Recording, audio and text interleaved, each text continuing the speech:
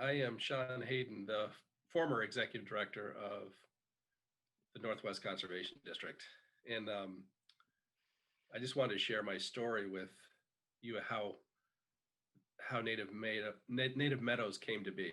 And I think probably the most important factor in in the district getting Native Meadows was Curtis Reed.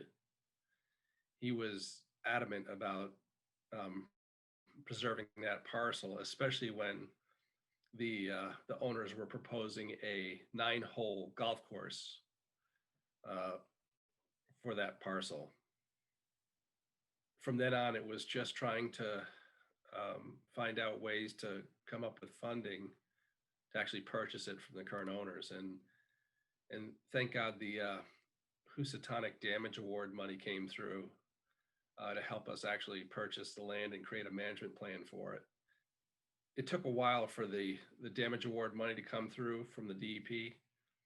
So the the New Milford Affordable Housing Trust bought it for us. And then when we finally got the money from the grant award, we bought it. And from my perspective, permanently protecting that piece of land is so important, not just to New Milford, but the entire kind of Housatonic corridor. I mean, first of all, it's right in the heart of New Milford. Now New Milford has a spectacular Central Park almost. It's a piece that will always be open to passive recreation forever.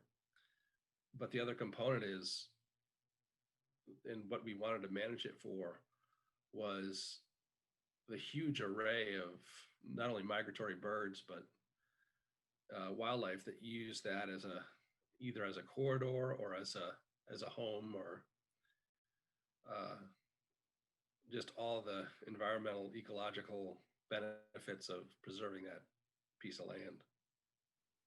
Kudos to the district for preserving that important piece of land. It's one of the ecological benefits of that property is it has a huge flood capacity. It absorbs a lot of flood water, um, especially because the Housatonic has a narrow point at Lover's Leap. So it's a common place for flooding to occur. I think it's really important as a migratory pathway, flyway, stopover for a lot of migratory birds, because it has one of our focuses when we're developing the management plan was to have a diversity of environments, smaller eco zones on the property, things like, an old field, edge community, riparian communities, even rabbit habitat. There's all sorts of different varying environments on that parcel that play to a whole host of that create friendly habitat for a whole host of migratory animals.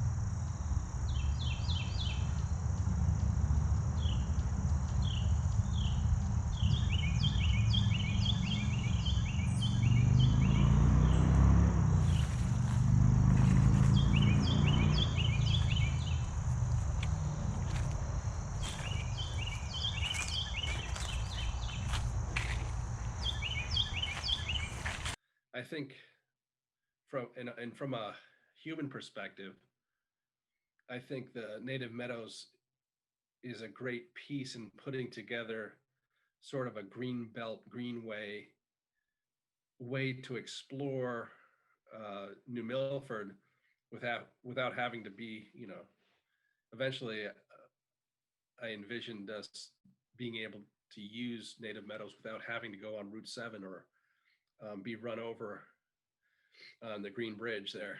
There was some way we could, connect the park to the greater downtown area so that folks could enjoy not only the new greenway going in on the town side, but come over to Native Meadows and enjoy that parcel of land too. So for a whole bunch of reasons, it's spectacular. They got preserved. That was a big part, invasive weeds, and that was a big part of when we first bought it. We actually,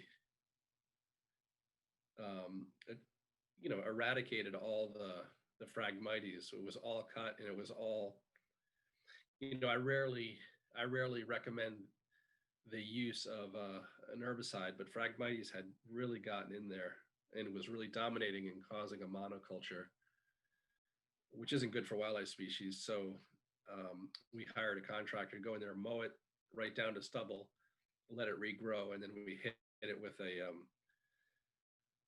aquatic or aquatic environment safe um, organochloride, and it worked great. I mean, but that sort of activity has to be kept up for years in order for it to be effective. And I think we did it for 2 years and pretty much got rid of it all. But I think in the meantime it has started creeping back. When we first got it, we also went in there and removed all the invasive trees. There was ailanthus in there, tree of heaven, and some other invasives that were all cut down, especially along the river. So we were trying to make it a more diverse native environment to be attractive to wildlife and bird species.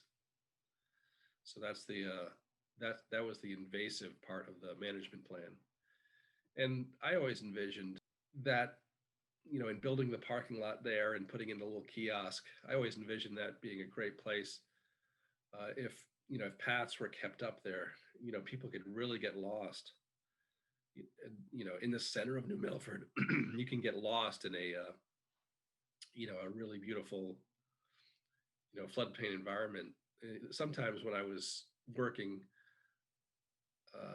in the middle of that parcel, it was hard to believe that I was in the middle of one of Connecticut's bigger towns. Aside from the traffic noise, it's pretty amazing when you get into the heart of that place, how remote it feels. So what a gem.